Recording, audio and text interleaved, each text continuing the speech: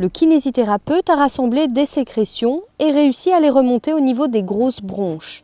Un réflexe de toux va intervenir pour faire remonter les sécrétions et les sortir. Voilà, très bien. Et en fait, après, on fait remonter les... Très bien. Et voilà. Donc on récupère les sécrétions qu'on a fait avancer avec le pouce. Les sécrétions peuvent être récupérées par le kinésithérapeute pour les visualiser ou les faire analyser en laboratoire. La couleur, l'aspect, l'hydratation de ces sécrétions permettent d'apprécier l'importance de l'encombrement et la surinfection des sécrétions bronchiques, ce qui permet d'adapter le traitement. Le kinésithérapeute va réaliser plusieurs fois ces séries de gestes pour faire remonter le plus de sécrétions possible. Il est impératif d'éliminer à chaque séance le maximum de sécrétions pour éviter l'obstruction des bronches et l'apparition de troubles ventilatoires.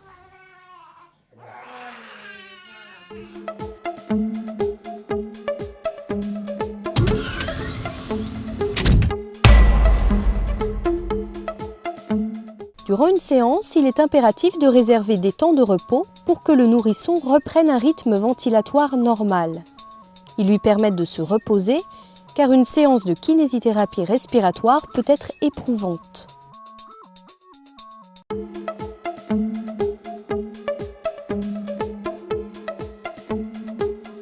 Vous avez vu ce qui se passe chez le nourrisson. Il est un peu passif, mais au fil des années, on commence à coopérer. Venez voir.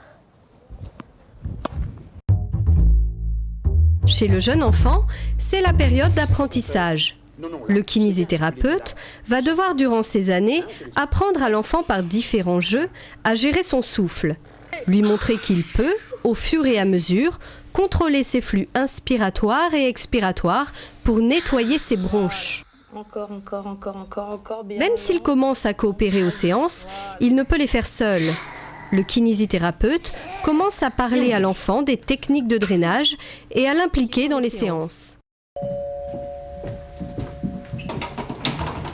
Bonjour Monsieur Philippe. Comment allez-vous? Ça va? Ça va. Bonjour Pierre-Alexis. Pierre-Alexis est un enfant donc atteint de mucoviscidose, il a 3 ans. À cet âge intermédiaire, la technique de kinésithérapie respiratoire est une technique très particulière, qui est une technique à la fois de kiné respiratoire traditionnelle et à la fois d'apprentissage chez l'enfant d'âge moyen. C'est une technique d'accélération où on mobilise les sécrétions profondes, les sécrétions distales, où on arrive à les faire remonter au niveau des bronches et de la trachée, le but étant d'apprendre à l'enfant à s'auto-drainer, à sentir lui-même ses sécrétions et à les faire remonter. Tu sais comme tu fais le tigre? Allez, encore, on reprend. Allez, encore. Il commence à coopérer aux séances de kinésithérapie respiratoire, mais reste très instable et peu assidu. Il faut tout de même arriver à un compromis pour qu'elle soit efficace et obtenir un désencombrement correct. En 2 temps, travail de l'hémithorax où on fait des compressions thoraciques pour remonter les sécrétions distales. Et un peu plus tard, on essaiera de lui expliquer comment il peut sentir, lui, les sécrétions éventuellement remonter. Vas-y. Voilà, c'est une compression thoracique qui se fait dans le sens du fonctionnement physiologique des côtes, c'est-à-dire que le grille costal, les côtes, ont 3 mouvements, elles s'abaissent, elles s'enfoncent, elles s'enroulent. Donc la main du praticien ou la main du papa ou de la maman maintient le thorax. On y est, Pierre-Alexis? Oui. On souffle. Voilà, dans le sens de l'affaissement et de l'enroulement du thorax. C'est assez difficile de faire des séances de kinésithérapie chez les enfants de cet âge-là. Ils se fatiguent très vite, ils s'ennuient, le jeu devient assez rapidement lassant, donc ce sont des séances qui durent 10 minutes, un quart d'heure, guère plus. Ah, plus fort que ça. Voilà, donc vous entendez, la toux est archi sèche. Tu fais le chaud sur la main comme ça? Oui, voilà. Bon, ça se termine en jeu. Mais sur le principe, voilà. Tu viens? Le nounours, tu nous montres la kiné du nounours? C'est une méthode d'apprentissage ludique qui lui permet d'assimiler ce que fait le kiné avec ses mains ou ce que font les parents, puisque le but, c'est quand même, à partir de cet âge-là, d'apprendre aux parents à faire de la kinésithérapie par eux-mêmes. Pas en permanence, mais en tout cas, par exemple, s'ils partent en vacances et qu'ils n'ont pas de kinésithérapeute, s'ils partent en week-end, de pouvoir eux-mêmes faire les gestes essentiels.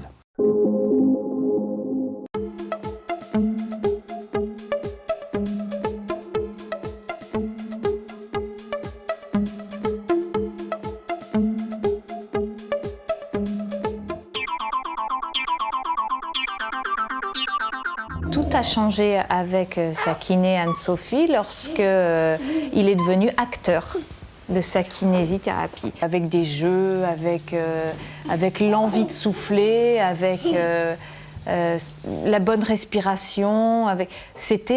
Pour nous, ça a été formidable. Julien, 4 ans et demi, a acquis une certaine autonomie et apprend actuellement les techniques de drainage avec son kinésithérapeute.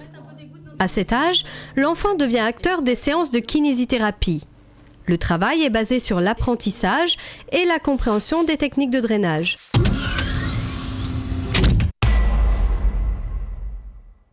Regarde ce qu'on va faire.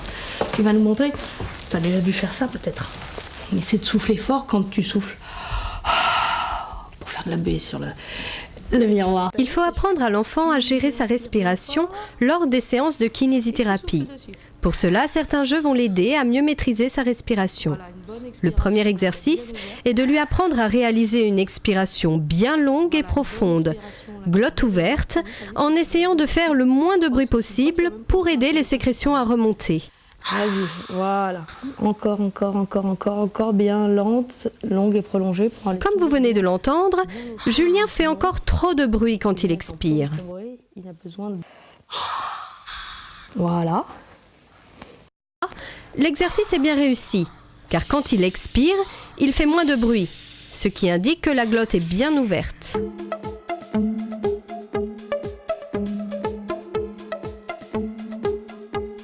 Il ressent quand il en a besoin, oui, tout à fait. Il le demande même, hein. Il l'a fait même tout seul maintenant, il souffle tout seul parce qu'il a besoin de se désencombrer. J'espère qu'en grandissant, ça ira de mieux en mieux et qu'il acceptera encore mieux tout ça. On lui demande de travailler, on dit glotte ouverte, en fait c'est la bouche comme ça entrouverte et de faire de la buée. Vas-y, souffle bien.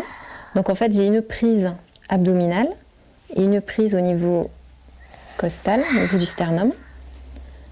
Donc j'essaye d'aller le plus loin possible pour remonter les glaires. Tout simplement. Et bien glotte ouverte. Hein. Et tu vas loin, loin, loin. Tu te rappelles? Loin, loin, loin, loin. Voilà. Et tu réinspires un petit peu. Donc là, je lui demande d'inspirer, mais je bloque toujours avec ma main. Vas-y, inspire.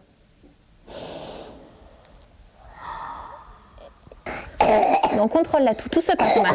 Retiens-toi. Donc ça, elle le maîtrise encore pas trop. Elle a tendance à tousser. Escalier. Ouais, il y en a une toute petite. Il faut apprendre au patient à contrôler sa toux pour optimiser l'efficacité de la séance. Comme vous le voyez sur ce schéma, si le patient tousse trop tôt dans la séance de kinésithérapie, il comprime ses bronches et fait reculer le mucus au lieu de le remonter. C'est pour cela qu'il est important de contrôler sa toux. Vas-y, Romane, concentre-toi bien, fais-le bien. Longtemps, longtemps, longtemps, longtemps, longtemps. Il faut qu'elle expire le plus longtemps possible. Et donc j'accompagne en descendant loin, loin, loin. J'accompagne avec mes mains en fait. Hein. Vas-y, tu continues à souffler. Cet exercice, appelé augmentation lente du flux expiratoire, va permettre d'aller chercher les sécrétions loin dans les bronches et de les faire remonter. Quand le patient inspire lentement, il aide l'air à passer derrière le mucus et lors de l'expiration, il va pousser le mucus plus haut dans les grosses bronches.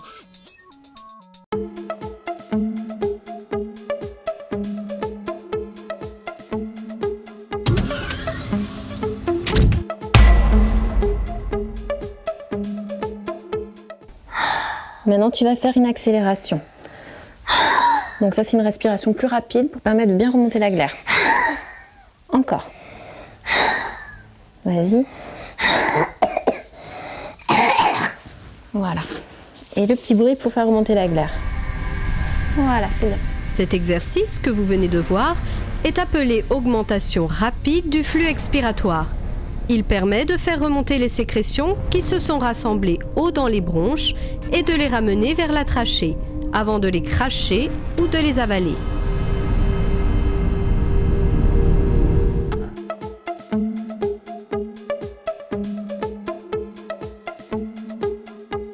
Là, on est en pleine période d'apprentissage, lui apprendre à souffler. Donc moi je trouve que pour son âge, Romane est en avance, elle maîtrise bien la technique, même s'il y a encore quelques défauts. Et donc on va continuer là-dessus, quoi, continuer à la faire travailler pour qu'elle maîtrise de mieux en mieux la technique. Elle grandit, donc ça devient moins difficile. Lors des séances, des fois, elle dit à Alex, donc c'est sa kiné, elle lui dit arrête, je me le fais seule.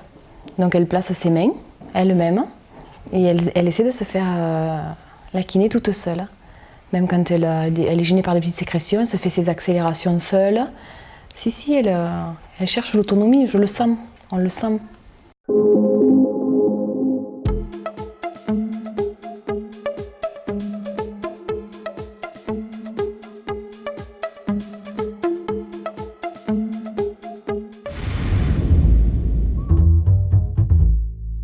Plus l'enfant va grandir, plus il aura besoin de son indépendance.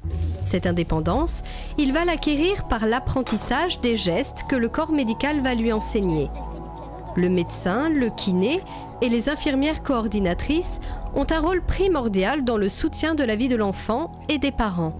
Il a été important que je me retire un petit peu pour qu'elle se retrouve avec le kiné et qu'elle crée vraiment une relation avec elle. Là, c'était une relation à trois, c'était bien, mais c'était surtout une relation entre moi et elle.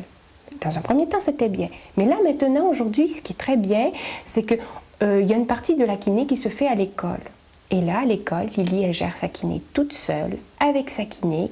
La kiné arrive, elle va dans la classe de Lily, elle frappe à la porte. Là, l'institut sait très bien que c'est l'heure de la kiné. Lily sort, elle sort avec sa kiné. Elle installe dans la salle le matelas. Elles font tout ensemble. Lily, elle raconte des choses personnelles qui lui sont arrivées et tout. Et ça aussi, c'est important. Il vient un certain âge où vraiment, ça, il faut qu'il puisse le vivre et être autonome par rapport à ça. Ça prépare pour plus tard. Lily, 10 ans et demi, est maintenant capable de gérer ses flux inspiratoires et expiratoires grâce à l'apprentissage qu'elle a eu durant ces dernières années. Elle arrive à sentir où se trouvent ses sécrétions et à les faire remonter par un drainage adapté. Il y a une complicité entre nous et l'évolution se fait bien. Je prends des cours de kiné chaque fois qu'on va à l'hôpital pour voir quelles sont les nouvelles méthodes et puis pour corriger les erreurs que je pourrais faire. De temps en temps, quand les kinés viennent et que je suis là, bon, ça me permet de regarder aussi comment elles font. Et bon, c'est une bonne méthode pour être indépendant. L'autonomie de l'enfant passe aussi par celle des parents. L'apprentissage des bons gestes va permettre aux parents de pouvoir réaliser certaines séances de kinésithérapie respiratoire lorsqu'un professionnel ne peut la réaliser. Je vais montrer au papa à Lily comment positionner ses mains. Donc la main, il y a une main au niveau du thorax supérieur qui va suivre l'expiration. Donc d'abord on commence par une inspiration lente et profonde par le nez. On gonfle bien, on fait une pause de 3 secondes, puis on souffle glotte ouverte, c'est-à-dire avec les voies aériennes relâchées et ouvertes, comme quand on fait de la buée sur une fenêtre. Voilà, alors là, vous maintenez bien, on laisse la main maintenue et on suit sur l'abdomen. Donc les jambes sont pliées pour permettre d'avoir un abdomen relâché. On ne tousse pas, on ne tousse pas, on ne tousse pas. Il faut maîtriser très bien. Prends bien la respiration avec le nez, ok? Tu gonfles bien tout ça là, tu gardes pendant 3 secondes et ensuite